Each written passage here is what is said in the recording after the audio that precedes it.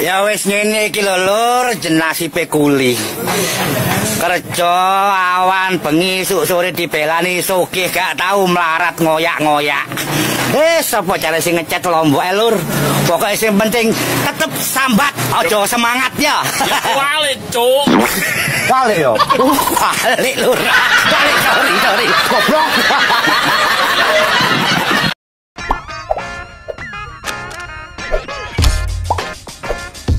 Terus nanya, saya boleh terus ikut di PDI Perjuangan? Sip.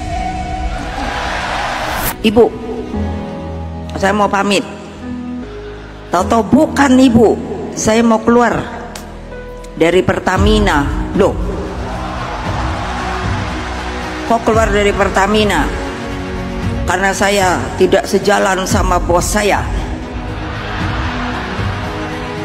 Terus saya bilang, ini bener loh, ntar wartawan jangan goreng-goreng. PDIP meminta ke Kejagung agar Ahok bongkar-bongkar masalah korupsi di Pertamina. Kalau saya sih setuju aja. Dan Ahok maunya dia akan bongkar-bongkar di depan publik atau di depan umum atau di depan media, biar semua masyarakat itu tahu kasusnya di Pertamina ini seperti apa. Tapi yang penting PDIP jangan sampai kena prank sama Ahok ya. Semua orang punya opini sendiri-sendiri ya. Menurut saya bongkar aja semuanya ya. Di depan publik malah lebih baik. Siapapun orangnya, entah itu mafia minyak, entah itu mantan presiden, entah itu anggota DPR, entah itu siapa, bongkar aja. Kalau ada bukti. Dulu itu kan digembar-gemborkan bahwa Ahok itu adalah kuda putihnya Pak Jokowi. Dan saat Pilkada Jakarta, saat Ahok itu akan melawan Anies, ternyata Ahok dijebloskan ke penjara karena kasus penistaan agama.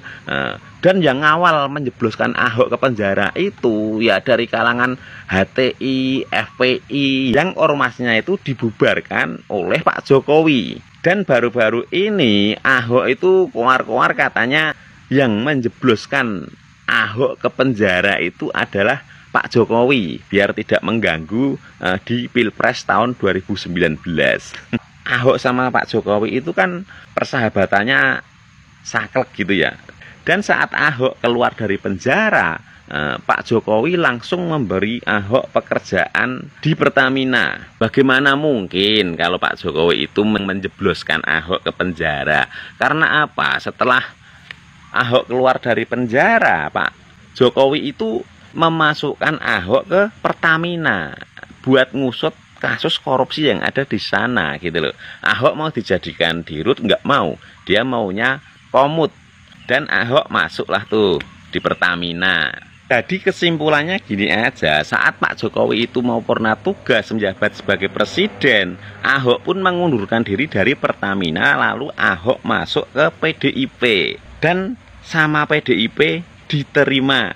Karena katanya Ahok udah nggak sejalan dengan bosnya gitu ya. Nah itu opini saya yang pertama ya. Opini saya yang kedua, kalau emang Ahok itu saat ini benar-benar berubah, benar-benar sifatnya dari dulu itu berubah drastis menjadi seperti ini, berarti Ahok itu adalah pasukan sakit hati. Soalnya kenapa? Di pemerintahan Pak Prabowo Gibran, mantan istri Ahok, Bu Vero, itu dijadikan wakil menteri sama Pak Prabowo. Dulu Ahok itu masuk Golkar dan jadi bupati, lalu masuk ke Gerindra, jadi wakil gubernur, sekaligus naik jadi gubernur saat Pak Jokowi maju di pilihan presiden tahun 2014. Sedangkan Ahok sendiri masuk ke PDIP cuman menjadi badut. Glogok. Halo guys, selamat berjumpa kembali di Liga Indonesia dari cabang rampok berjahat yang telah merampok negara dan rakyat Indonesia. Inilah nominasinya PT Antam dengan hasil rampokan 186,736 triliun. PT Pertamina dengan hasil rampokan 1.000 triliun. PT Timah dengan hasil rampokan 300 triliun. Dan pemenangnya adalah PT Pertamina dengan hasil rampokan 1.000 triliun.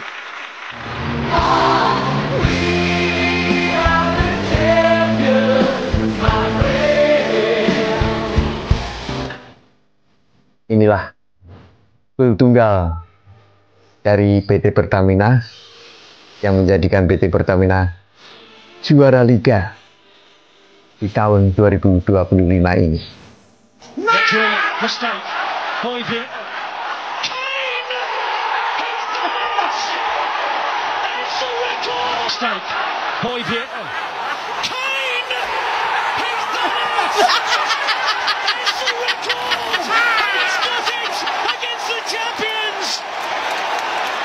Rob, it just had to be, didn't it? Against the champions! Rob, it just had to be, didn't it? He's done it! It's a record! He's got it against the champions! Rob, it just had to be, didn't it? It's the champions! Rob, it just had to be, didn't it?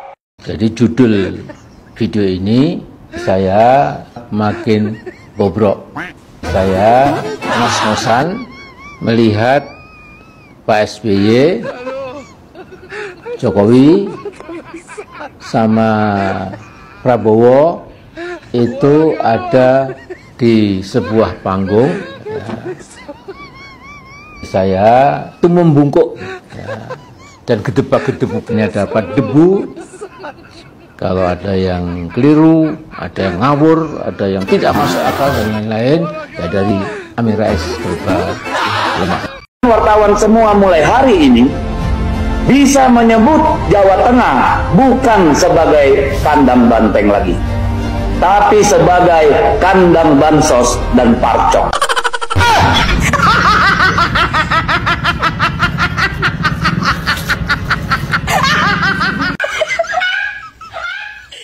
Ini adalah perintah dari Presiden. Bohong! Ya, saya sarankan untuk bertemu dengan seluruh jajaran fraksi di DPR RI dan coba menggalang atas perintah dari Presiden. Itu karangan cerita, semua orang bisa membuat karangan cerita. Pakai logika dong kita itu. Nah, saat itu Pak Menteri yang menjadi kepercayaan dari Pak Jokowi ini menyampaikan, saya tidak tahu bahwa kira-kira akan diperlukan dana sebesar 3 juta US dollar untuk menggolkan revisi undang-undang KPK. Dan mengapa berjalan mulus? Ya nggak tahu, tanya yang mau tanya saya. Karena Presiden Jokowi punya kepentingan untuk melindungi Mas Gibran dan Mas Bobi. Ini ya, supaya kronologisnya itu harus beruntut dilihat, karena ini kan zamannya keterbukaan. Coba dilihat tahun 2015 ada inisiatif dari DPR untuk memasukkan revisi RUU KPK ke prolegnas. Coba dilihat lagi. Maka sejarah mencatat bahwa revisi undang-undang KPK ini dilaksanakan sebelum pelaksanaan pilkada serentak di mana Mas Gibran dan Mas Bobi berproses menjadi wali kota. Maka ketika terpilih menjadi wali kota, amanlah dari berbagai persoalan hukum karena KPK sudah dilemahkan. Dan saat itu terjadi ketidaksepakatan antara DPR dan pemerintah sehingga tidak jadi dibahas. 2016, 2017, 2018 juga ada upaya untuk melakukan pembahasan, tapi juga tidak terjadi. Baru tahun 2019 masuk prolegnas karena memang semua fraksi yang ada di DPR setuju. Sampai pada akhirnya dibahas dan digedok di rapat paripurna semuanya atas inisiatif DPR.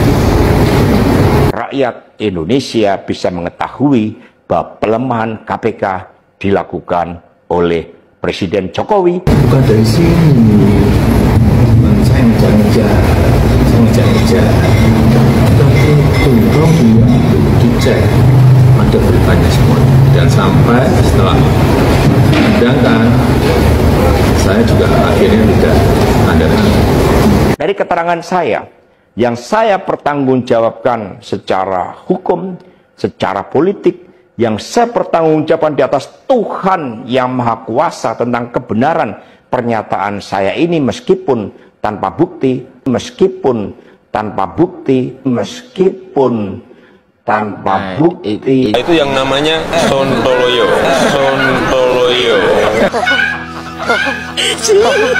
Semoga diberikan keadilan atas praktek-praktek kekuasaan dan tidak benar. Ini sekarang cengeng. Ini parah. Lebih cengeng Pak Hasto ketimbang ketumnya. Lo ngapain sih nangis? Nggak ada guna nangis.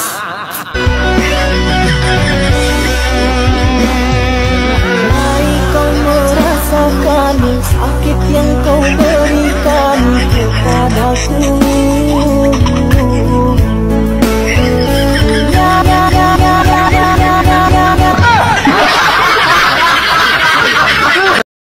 Bang Dul, ini parah nih. kata-kata dong hari ini. Ubur-ubur ikan lele. Cakep. Langsung kerja. Cakep. Coba spill dikit dong kerjanya, coba pengen tahu. Anja. Apa sih coba sih.